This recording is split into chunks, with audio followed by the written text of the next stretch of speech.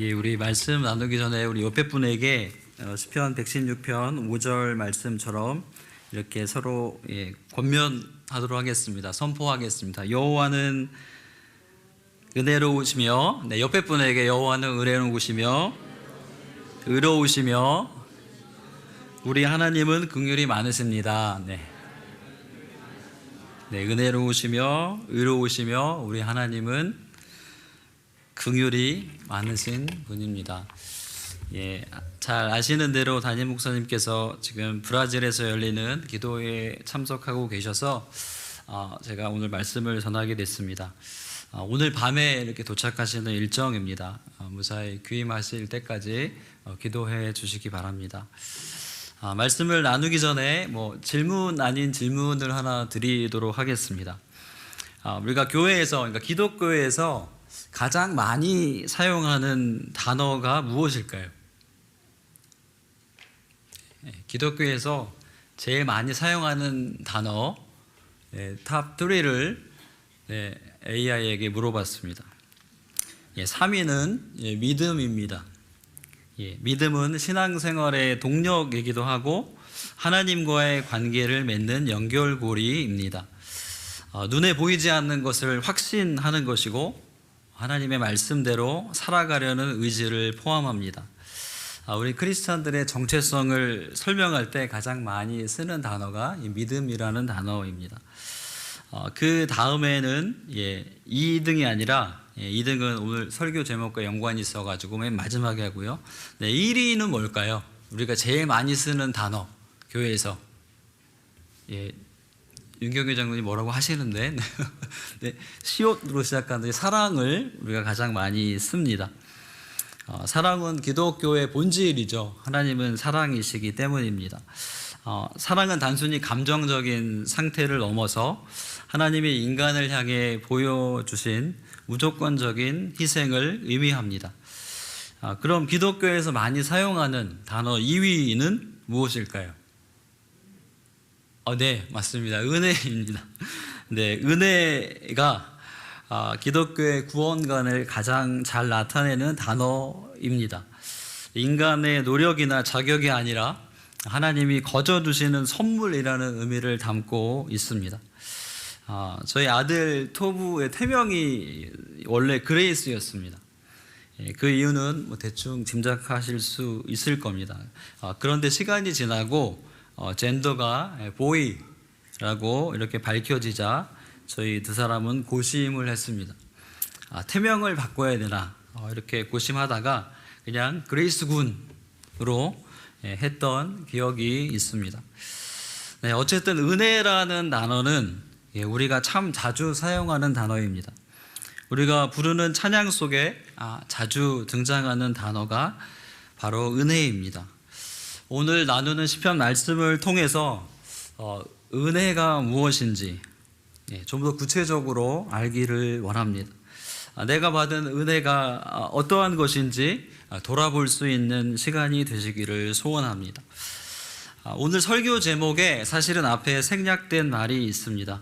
성경을 잘 보신 분들은 알겠지만 12절 앞부분에 생략된 부분을 포함하면 오늘 설교 제목은 내게 주신 모든 은혜에 대해 어떻게 여호와께 무엇으로 보답할까입니다. 오늘 설교는 하나님의 은혜에 무엇으로 보답할까로 바꿀 수 있습니다. 헌신 예배 말씀을 준비하면서 우리가 하나님께 어떤 은혜를 받았고 또 어떻게 그 은혜를 갚을 수 있을까를 묵상했습니다. 그리고 무엇으로 보답할 수 있을까 계속 묵상하게 됩니다. 하나님이 온 세상을 다스리시는데 돈이 조금 모자르시기 때문에 우리에게 재정을 바치라고 그런 헌신을 요구하시는 것은 아닐 것입니다. 우리의 시간을 단순히 교회 사역에 쓰면 이 시간 자체가 하나님의 은혜에 보답하는 것이 되지는 않을 것입니다. 오늘 말씀을 통해서 은혜와 헌신의 의미를 되새기면서 기도하는 시간이 되시기를 원합니다. 시편 116편을 지은 저자는 누구인지 알려져 있지는 않습니다. 장르로는 감사 시편입니다. 감사하는 내용은 사망의 위험에서 건져주심을 찬양하는 것입니다. 시인의 간절한 기도에 귀를 기울여 주셔서 응답해 주심에 감사하는 시입니다. 사망의 종된 그 결박에서 해방시켜 주심에 감사하는 내용입니다.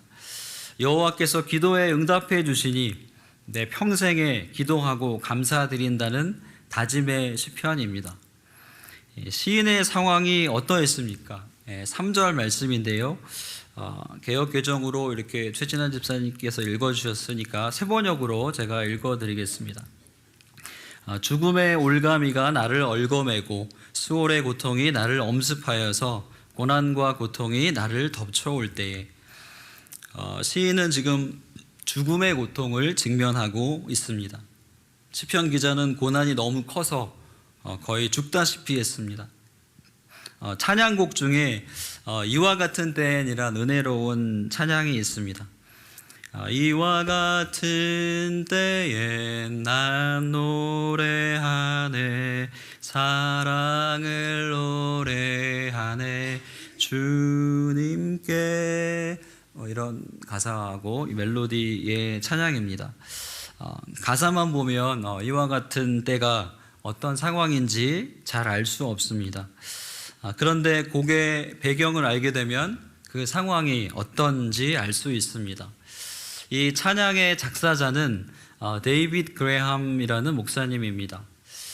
주중에 어느 날에 목사님이 교회에서 기도를 하고 계셨는데, 그때 누군가가 황급하게 달려오더니 목사님 댁에 불이 났다, 얼른 가보라고 그렇게 이야기를 전해 들었습니다.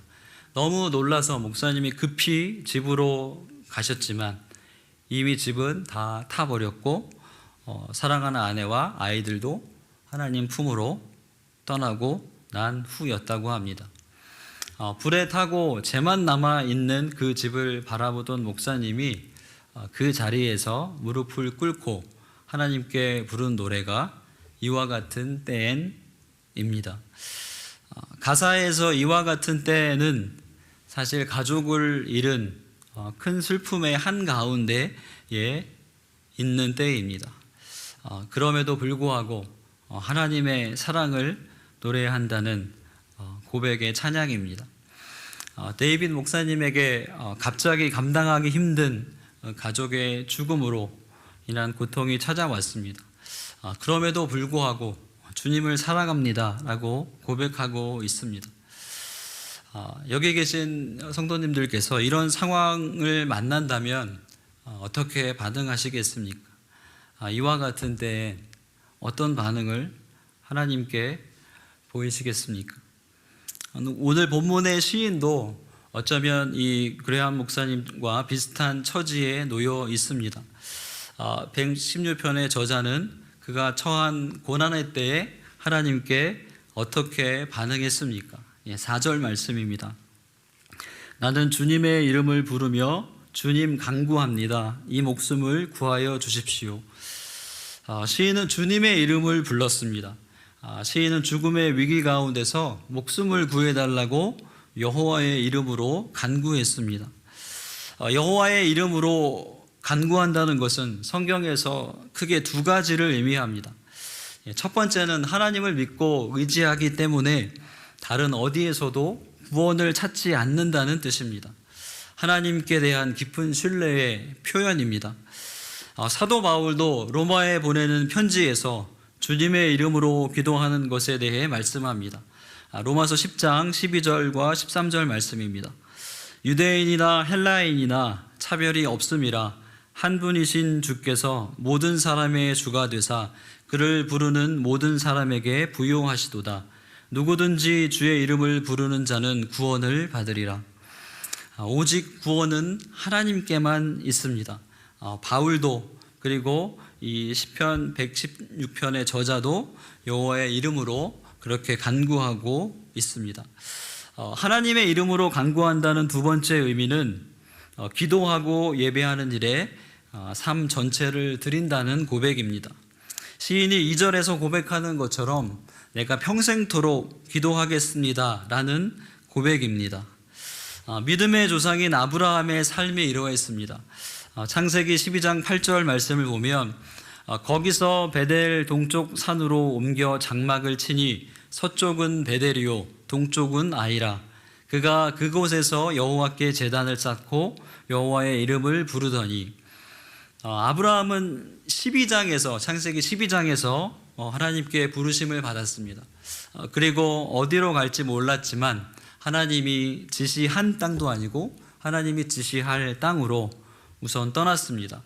그리고 지금 8절 말씀처럼 아브라함은 어디를 가든지 먼저 여호와께 제단을 쌓고 그리고 하나님의 이름을 부르며 예배했습니다.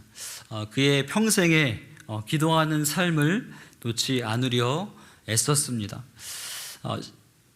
오늘 시편의 저자도 감당하기 어려운 일을 당할 때 여호와의 이름으로 기도했습니다. 생명의 위협을 느끼는 어려운 일을 당할 때 시인은 다른 사람을 원망하거나 두려워하지 않았습니다. 죽음의 위기를 느끼는 상황 가운데 고통 속에 빠져 있을 때 믿음의 기도를 드렸습니다. 저와 성도님들도 위기의 상황에 더욱 믿음의 기도를 올려드리기 소원합니다. 하나님께만 구원이 있기 때문에 오직 주님께만 우리가 주님의 보혈로만 구원을 받을 수 있기 때문에 그 주님을 의지하는 믿음의 기도를 더욱 어려울 때에 올려드리기 원합니다. 시편 25편의 저자 다윗도 동일한 고백을 했습니다. 시편 25편 5절 말씀 읽어드리겠습니다. 주님은 내 구원의 하나님이시니 주님의 진리로 나를 지도하시고 가르쳐 주십시오. 나는 종일 주님만을 기다립니다. 저와 성도님들도 다윗과 같이 여호와를 신뢰하며 기도하기를 소원합니다. 그 하나님께만 우리의 소망을 두고 살아가시기를 원합니다. 시인이 이렇게 죽음을 직면한 상황 가운데서도 주님을 신뢰하며 주님께 간구했더니 주님께서 응답하셨습니다. 5절과 6절이 그 내용인데요. 이번에는 메시지 성경 버전으로 읽어드리겠습니다. 하나님은 은혜로우신 분, 모든 일을 바로잡아 주시는 분, 긍휼이 많으신 분, 의지할 데 없는 이들을 편들어 주시고 어찌할 바를 모르는 나를 구원해 주셨다. 성경에 많은 역본들이 있습니다. 근데 제가 여러 번역으로 이렇게 말씀을 드리는 이유는 특히 시편은 또 여러 번역본들로 읽어보시기를 추천드립니다. 다양한 번역을 통해서 더 생생한 느낌으로 말씀을 묵상하실 수 있기 때문입니다. 방금 읽으신 말씀대로 시인은 우리가 그리고 처음에 서로 이렇게 하나님의 성품을 고백한 대로 하나님이 어떠한 분이신지를 먼저 찬양합니다. 하나님은 은혜로운 분이시고 하나님은 긍휼이 많으신 분이시고 의지할 피난처가 되시는 분입니다. 그 하나님이 시인을 구원해 주셨습니다. 동일한 하나님이 지금도 우리들을 크신 은혜로 긍휼하심으로 한량없는 자비로 구원해 주실 줄 믿습니다. 우리 편이 되어 주셔서 늘 우리와 함께 하시는 분임을 우리가 이 시간에도 동일하게 고백하시길 원합니다. 지동서를 주장한 코페르니쿠스도 그의 평생에 이 시편 기자와 동일하게 하나님께 동일한 것을 구했습니다. 코페르니쿠스의 묘비에 적힌 글귀를 보면 그의 겸손과 깊은 신앙심을 잘 알 수 있습니다. 라틴어로 적혀 있는데요. 한국어로 번역한 것을 읽어드리도록 하겠습니다. 나는 바울이 가졌던 커다란 특권을 바라지도 않습니다. 또 베드로에게 주셨던 큰 능력도 구하지 않습니다. 다만 주님께서 십자가 위에서 우편 강도에게 베푸셨던 그 자비만을 간절히 바랄 뿐입니다. 코페르니쿠스는 천동설이 지배적이던 세상에서 지구가 도는 것이다 라는 지동설을 주장했습니다. 그가 위대한 과학적 업적을 남겼음에도 불구하고 죽음 앞에서는 자신을 그저 자비가 필요한 긍휼이 필요한 죄인 중 한 명으로 낮추었습니다. 그러면서 하나님께, 전능하신 하나님께 매달리는 고백을 그의 묘비에 새겨달라고 하였습니다. 우리들도 동일한 마찬가지의 은혜가 필요합니다.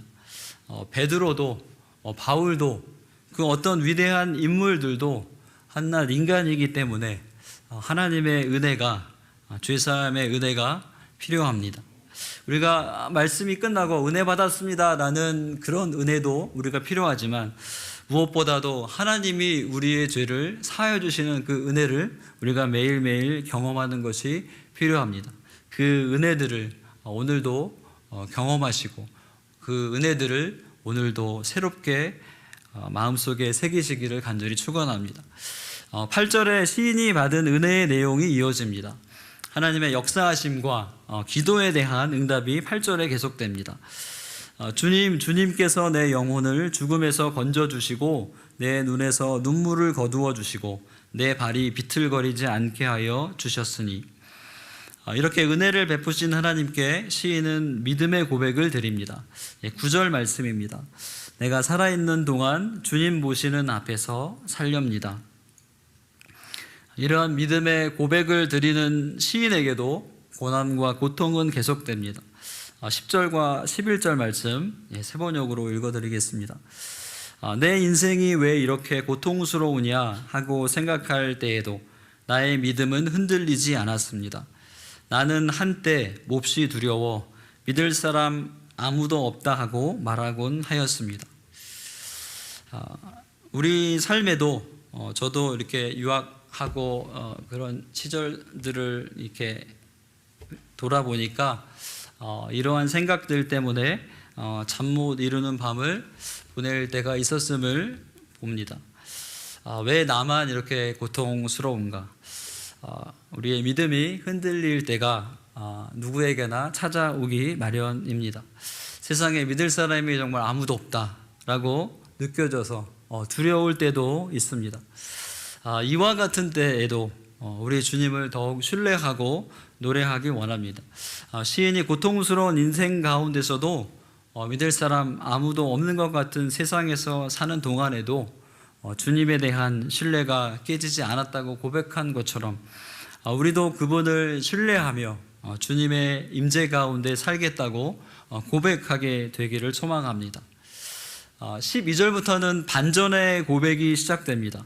12절 말씀 역시 세 번역으로 읽어드리겠습니다. 내게 주신 모든 은혜를 내가 여호와께 무엇으로 보답할까? 방금 전에 10절과 11절에서 했던 그 탄식이 감사로 전환이 되었습니다. 하나님의 은혜에 어떻게 보답할 수 있을까를 고민합니다. 오늘 우리가 드리는 헌신 예배도 먼저 하나님께 받은 구원의 은혜가 선행하는 것입니다. 그 은혜에 감사해서 우리 삶을 드리는 다짐의 마음으로 헌신 예배를 드리는 것입니다. 저도 이런 고민으로 이 말씀을 나누고자 했습니다. 무엇으로 하나님의 은혜에 보답하는 삶을 살 수 있을까를 묵상하면서 말씀을 준비했습니다. 그리고 시인은 그 고민에 대한 답을 말합니다. 13절 말씀입니다. 내가 구원의 잔을 들고 주님의 이름을 부르겠습니다. 시편 116편은 주로 6월절을 기념할 때 낭독하는 감사 찬양시입니다. 13절에 방금 읽어드린 구원의 잔은 6월절을 기념할 때 사용되는 그 포도주를 담는 잔을 의미합니다. 6월절은 무슨 절기입니까? 이스라엘 백성들이 애굽의 노예에서 해방되어서 출애굽하기 전에 그 완악한 애굽의 바로 왕에게 하나님이 10가지 재앙을 주셨습니다. 그리고 마지막 재앙인 장자를 죽이는 재앙이 6월절과 연관이 있습니다. 장자가 죽는 그 재앙을 피하는 방법은 문설주에 어린 양의 피를 바르는 것이었습니다. 6월절이라는 절기는 6월달에 있어서 6월절이 아닙니다. 문설주에 바른 피를 보고 심판을 하지 않고 6월 넘어갔다고 해서 6월절입니다. 그래서 6월절을 기념하는 구원의 포도주 잔은 세 가지를 의미합니다. 첫째로 하나님의 인도하심과 보호하심을 감사하는 잔입니다. 둘째로 이스라엘의 구원을 기억하며 감사하는 잔입니다. 마지막으로 하나님을 찬양하는 잔이 구원의 잔입니다. 시인이 하나님의 은혜에 보답하는 방법은 구원의 잔을 높이 드는 것입니다. 시인이 경험한 하나님의 구원의 은총에 감사해서 찬양하는 것입니다. 그리고 우리도 구원의 잔을 높이 들어야 하는 이유는 우리 죄를 사하시기 위해서 희생당하신 어린 양 예수님 때문입니다. 예수님이 우리 죄를 사하시기 위해서 거룩한 진노의 잔을 대신 마셨기 때문입니다. 그렇기 때문에 인간인 우리는 하나님께 받은 이 은혜를 되갚을 수는 없습니다. 어떻게 죄 많은 우리가 흠 없으신 예수님이 지신 십자가를 질 수 있겠습니까? 우리 인간은 그 누구도 그 은혜를 갚을 수는 없습니다. 그럼 무엇으로 어떻게 하나님의 은혜에 보답할 수 있겠습니까? 조금 오래된 영화이긴 하지만 Paid Forward라는, 한국에는 아름다운 세상을 위하여라는 제목으로 번역된 영화가 있습니다. 그 영화의 줄거리는 대략 이렇습니다. 7학년이 된 주인공 소년이 사회 선생님이 내주신 숙제를 받았습니다. 그 숙제는 세상을 보다 낮게 바꿀 수 있는 계획을 세우고 그것을 실천해 보라는 숙제였습니다. 소년은 착한 행동들을 이렇게 다단계 방식이라고 해야 될까요? 다른 마땅한 단어가 생각이 나지 않았는데 그렇게 그 방식처럼 끝없이 전달하는 프로젝트를 구상합니다. 그리고 프로젝트 이름을 Paid Forward, 도움을 전달하기라고 그렇게 지었습니다. 그러니까 한 사람이 세 사람에게 도움을 주는 겁니다. 그리고 그 세 사람이 또 다른 세 사람에게 이렇게 도움을 주면 도움받는 사람들이 기하급수적으로 늘어나서 세상이 금방 바뀔 것으로 이 소년은 생각한 것입니다. 하지만 처음에는 이 소년이 생각한 대로, 구상한 대로 이 프로젝트가 되지 않았습니다. 하지만 열심히 주변 사람들을 설득하고 다녔고 소년의 이야기가 언론에 보도되었고 소년이 유명해질 무렵에 소년은 불량 학생들에게 폭행당하던 친구를 도우려다가 그만 칼에 찔려서 죽게 되었습니다. 이 소식이 TV를 통해서 알려지면서 Paid Forward 그 운동에 참여했던 수백 명의 사람들이 소년의 집을 찾아와서 촛불을 하나씩 바치면서 소년의 죽음을 추모하고 존경을 표하는 장면으로 끝이 나는 영화입니다. 어쩌면 우리가 하나님의 은혜에 보답하는 방법도 Paid Forward입니다.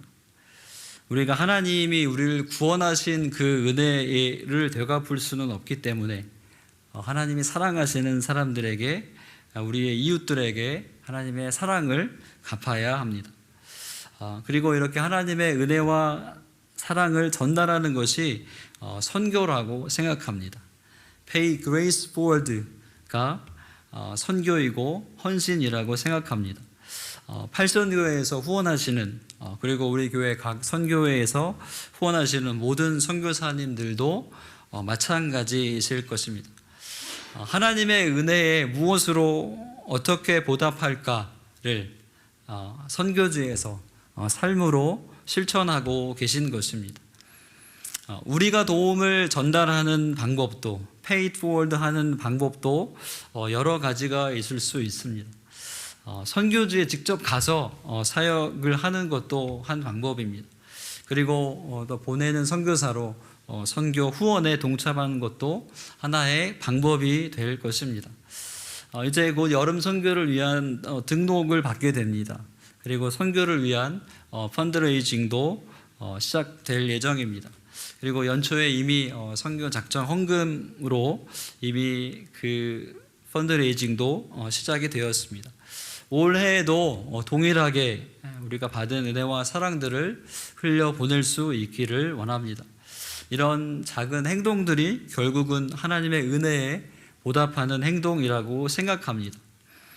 그리고 시인이 얘기하고 있는 하나님의 은혜에 보답하는 가장 중요한 방법은 하나님께 감사하는 삶입니다. 17절 말씀을 다른 번역으로 읽어드리겠습니다. 내가 주님께 감사 제사를 드리고 주님의 이름을 부르겠습니다. 우리의 소유의 많고 적음이 아니라 이미 받은 그 은혜에 대해서 감사하는 마음이 우리가 하나님께 받은 그 은혜에 보답하는 중요한 방법입니다. 사랑하는 성도 여러분, 하나님께 감사하는 것이 그분의 은혜에 보답하는 것입니다. 하나님께 예배하는 삶, 하나님의 이름을 부르는 삶이 구원하신 은혜에 보답하는 삶입니다. 구원의 잔을 드는 것의 의미처럼 예수 그리스도가 우리에게 베풀어 주신 그 희생과 사랑에 감사하는 것이 그 은혜에 보답하는 삶입니다. 우리를 죄의 결박에서 풀어주신 것에 감사하는 것이 하나님의 은혜에 보답하는 삶입니다. 그리고 그 사랑을 우리의 이웃들에게, 선교지에 흘려보내는 것이 은혜에 보답하는 길입니다. Pay Grace Forward가 우리의 헌신이고 우리의 선교임을 기억하시기 바랍니다. 우리의 삶 속에서도 이와 같은 때에 또 주님을 노래하는 그 예배가 회복되기를 소원합니다. 우리 평생에 하나님께 기도하고 그분께 감사하며 살기를 소원합니다. 마지막으로 Pay Grace Forward 하며 살아가시는 저와 여러분이 되시기를 간절히 소원합니다.